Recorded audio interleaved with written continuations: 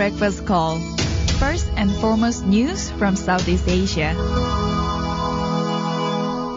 Hey, this is Arlene. Good morning, this is Grace. Hey, so morning. This is a Thursday morning. Yes, already. Can you believe it? Tomorrow is Friday already. And we apologize that for the last 2 days we didn't really have Focus on the news commentary. Have a news commentary, partly because we were outside covering events. But this time we actually missed doing news commentary for the ASEAN Breakfast Call. Yes, always the anticipation, before 8 o'clock we have to read the news and prepare for the news a day before, and they come to the studio to actually comment on the news. We kind of miss this vibe. Yeah, we quite miss this vibe. Anyway, so what have we been doing? What have we been doing? For this week, a lot of stuff that we have been doing. We attended a few conferences, and also it's especially regarding the ASEAN matters, the SMEs, business, and also corruptions. Not to forget that we also went to the Southeast Asia anti-corruption meeting. Exactly. The whole meeting is a private meeting between all the anti-corruption bureau all over Southeast Asia, but the fact that they are doing that, and it's the 10th meeting, and they are really concerned with improving their strategies and methods in combating corruption, it shows that somehow that there's probably a gleam of light, although they can do better. Yeah, of course. And also MACC, or Malaysian Anti-Corruption Corruption Commission, it was to ensure that inter-country corruption cases in the region could be resolved effectively and then also efficiently. So anyway, what actually you felt when the whole thing, that when you meet with the people Well, there were quite many speakers invited for the conferences, and then to be able to highlight the issues have been happening around this nation, and then indeed it was very important to be able to attend the conference. Although Arlene, like you said, it was sort of closed for public. Private invitation only. So at the moment, CPAC, or the Southeast Asia Anti-Corruption Commission, all over Southeast Asia meeting, all of them have somehow grouped together all these 10 different member countries' agency, and try to showcase issues, concerns arise from their countries. One particular example is how Indonesia is actually really fighting corruption quite vigorously. You can see it from year to year. Indonesia's corruption cases, although it's still worse than Malaysia, but it's on the decline in a rapid manner. And also, although ASEAN meetings, we do touch on the matters, on the craft regarding the corruption, but then CPAC could play a vital role, a very important role in providing more in-depth insight into corruption from their countries. And also, at the moment, CPAC is a like-minded grouping of anti-corruption agencies, and also 10 these countries get together annually to showcase issues and concerns that rise from their countries. Of course, all those 10 countries in ASEAN, they have different types of corruptions and the various matters that are related to corruption. And of course, ASEAN do focus on these issues, but then also CPAC has come up with to focus more and then bring out the importance of highlighting these issues. One of the representatives is actually a UN officer on drug and crime regional anti-corruption advisor, focusing on the region of Southeast Asia and the Pacific. His name is Shervin March Lessie. He said that sharing the knowledge and practices would allow neighboring countries to carry on new mechanisms already tested in other member states. They also clarified, especially during the press conference, because they were asked, what is the state of Malaysian corruption? Is it getting worse or getting better? Apparently, they do not have a clear official stat from their a mechanism to somehow track whether their methods have done very well or not well. That's the reason why, in terms of perception and confidence, with corruption, Malaysia is still not doing well. In fact, recently, probably a couple of days ago, statistic on corruption was released all over the world. It's not really a statistic, but more of a perception. And Malaysia is actually not that bad, but we are not ranked very well. Apparently, 50% or more than 50% of Malaysians believe that our country is somehow very corrupted. Definitely, fighting corruption is very important. It's becoming more, more and important as we move forward to more privatized industry. And also, investigation and prevention of corruption in the private sector is very important. So the next news from Malaysia. Of course, corruption was one of the key discussion this week. We also, last week we discussed about the AG report, how some civil society groups are actually quite frustrated with how the AG report has unveiled a lot of different issues, especially issues when it comes to corruption that is not being solved, and also issues related to wastage. So I hope that with more meetings like this, it will somehow address. Perhaps it won't probably address the bigger issue, like when the corruption involve high-ranking officers. It's not easy, of course, to deal with it. Yeah, and it's not always good news to hear about all these corruption cases. So from corruption, we move to another matter, which is drug. Grace, do I do drug? No. Do you know there's an ASEAN ministerial meeting on drug matters in Jakarta? Well, the multi-agency task force said that the tackle of the growing problem of drug use among Singaporean youth had its first meeting around 2 weeks ago. And then apparently the senior minister of the state, Masa, goes Indonesia for ASEAN ministerial meeting. They had a meeting on the drug matters. I never heard before the state of Masago. We should visit Indonesia. There's a lot of really untapped area. Indonesia is huge, in fact. So we need to explore more into that area and also the country as well. So he said that the global trend right now has somehow affected Singapore, with a rise in number of young drug abusers turning to non-traditional drugs. I think he is referring more to those kind of chemical drugs like ice, cannabis, and new psychoactive substances. The Task Force on Youth and Drugs, which was co-chaired by Mr. Masagos, was set up to address the problem. And also, definitely, to bring out this issue on the drug problems requires the strong bilateral, regional, and international cooperation. When you say bilateral cooperation, it's not easy, especially when the issue and the reality of different countries, how the young people are affected by drugs, are quite different. The people take drugs for very different reasons. Some, of course, the positive one would be for medicinal purposes, but for those who are taking it as a recreational drug, it can be just for fun, but it can be because there's an underlying bigger stress, like the stress of the modern world.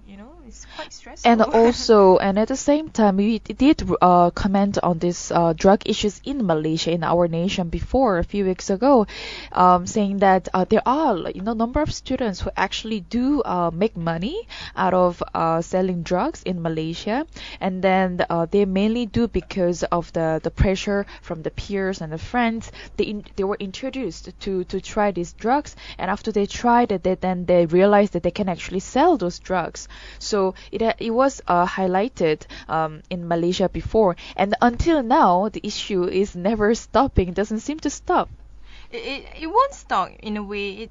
It's impossible to stop unless probably the authority has a different perception on drugs. One of the successful countries that actually managed to reduce drug usage are countries that actually liberalize drugs usage.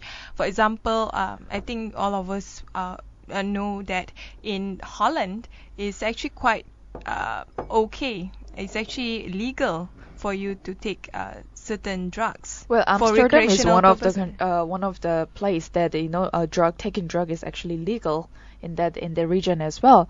Well, but then in fact ASEAN must be united and steadfast in the front against the drugs. So that will actually bring more awareness and also be able to educate the people around the ASEAN region, especially. Another area that we would like to report more is about minority ethnic groups. So, in the case of a country in Myanmar, of course, Myanmar is a country. What am I talking about? In the case of an area, I would say, is a area within Myanmar, which is in Cayenne state. A certain population has taken matters into their own hands and formed their own army. It's like an army within a country. Well, Myanmar was under this military government before, and now it's only starting to opening more opportunities nowadays. But it's interesting to know this to get this news comes at the time of just pretty conflicting news, I will say, because the government has started to opening up, but at the same time there is a minority group of people forming the army.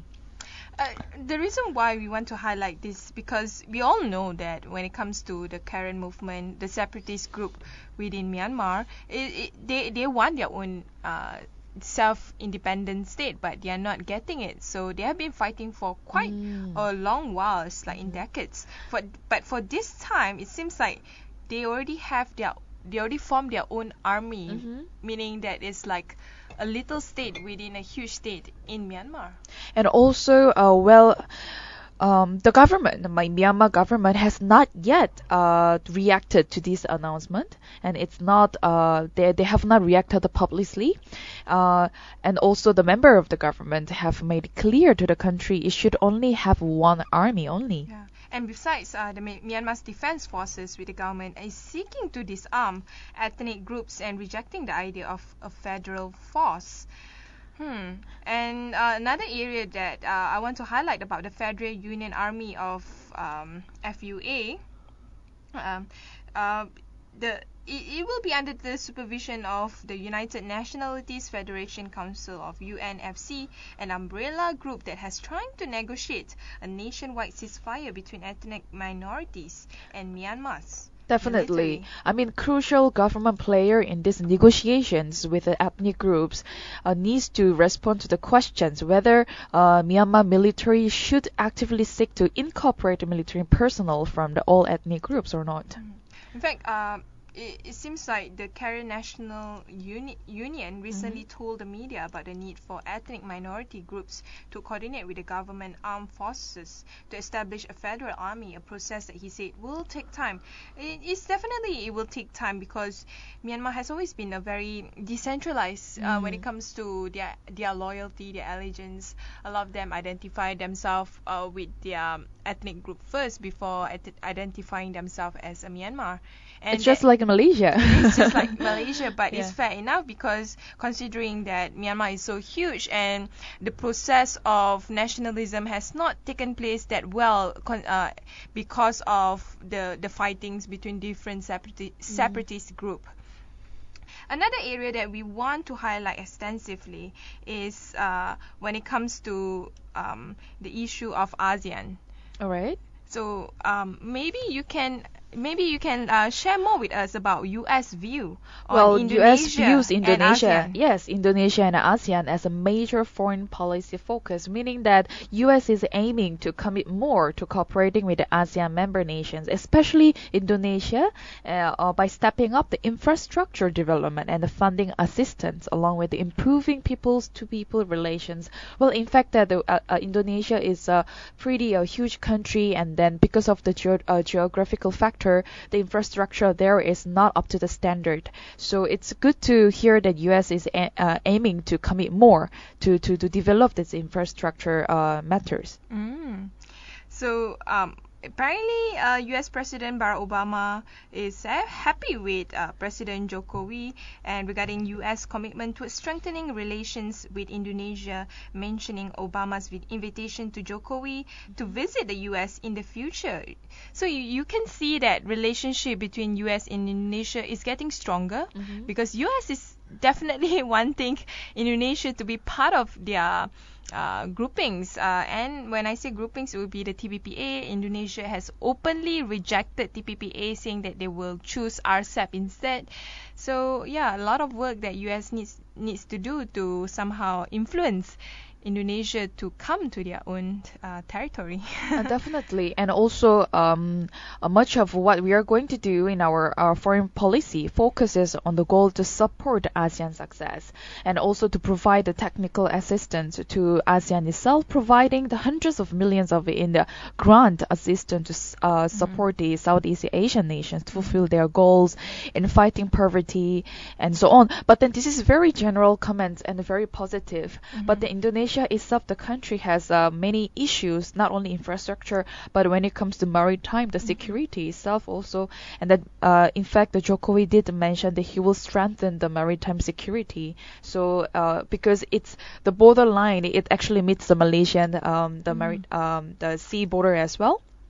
For the U.S. to successfully understand Indonesia's foreign policy is to understand why Indonesia matters in Southeast Asia, in ASEAN, and Indonesia has long been this the poorer sister, and partly because they have always been a country that is so huge with a lot of poverty, but now they are gaining strengths. We can see that although economically they are still not doing as well, because of that, if the US can understand how they can somehow make Indonesia into this very strong country and a country that can lift up the livelihood of its people, then perhaps they might have a chance. And of course, TPPA is something that people is very controversial. People might not understood it as well as probably RCEP. And also, it's pretty evident to see how Indonesia has been moving forward further past few months. And then we hope to hear more good news from Indonesia and also its relationship with the other neighboring countries as well. So another area that we want to highlight is, of course, about the Cambodia's treatment of the Montagnard refugees, focuses critics on Australia's asylum seeker deal. So in fact, the Cambodian authorities are apparently hunting more than a dozen ethnic minority Hill people from Vietnam, drawing the international criticism and raising further doubts about Australia's controversial agreement to send refugees to Phnom Penh. So the Montagnards have been hiding in the Cambodian jungle since October after fleeing Vietnamese authorities who were trying to arrest them. They are reported to have little food and their health is in deteriorating. I don't think any of us ever heard of the word Montagnard. I almost thought that it's a French word of well, it does sound like French. Yeah, but apparently it's an ethnic minority Hill people from Vietnam. They have been fleeing to Cambodia as a refugee apparently. And also, I have to add more. They are actually Christians, so that adds more dimension to why they flee Vietnam. As we all know, Vietnam is an atheist nation, so the way they treat religious groups or association or even community is actually not that positive. And also, according to the MOU, it said that under no circumstances should Cambodia send these persons back to Vietnam, since, well, to do so would fundamentally violate Phnom Penh's commitment under the Refugee Convention. So in fact, the Australia agreement with the Cambodian leader who sent refugees to Cambodia, one of the Asia's poorest country, has been condemned by the human rights group. And okay, I need to highlight why Montagnards are also not really popular with the Vietnamese government, because during the Vietnam War, they are one of those very few minority groups that actually sided with the US during the Vietnam War. So they were openly against communism, they were against Ho Chi Minh. Because of that, they have been viewed as a group that is not really in line with Vietnam, and because of their religion also.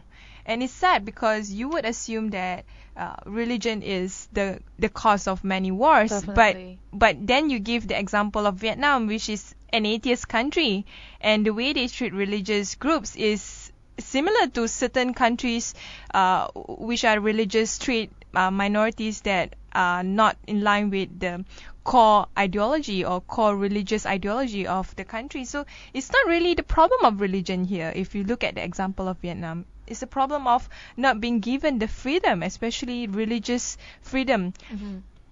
Either you want to believe or not, it's up to you, but you should have the freedom to choose. Well, that's definitely true, but then when the government is forcing them to believe what they have to believe, then it becomes another story. And of course, there will be a minority group who will not be happy with the government's decision, so they ended up fleeing to the other country.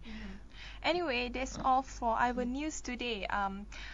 We hope to engage with you tomorrow again for our ABC News, and more news need to be reported this week because a lot of things are happening. So we'll bring more news, and do find us by downloading the TuneIn app, and find us at the Drian ASEAN.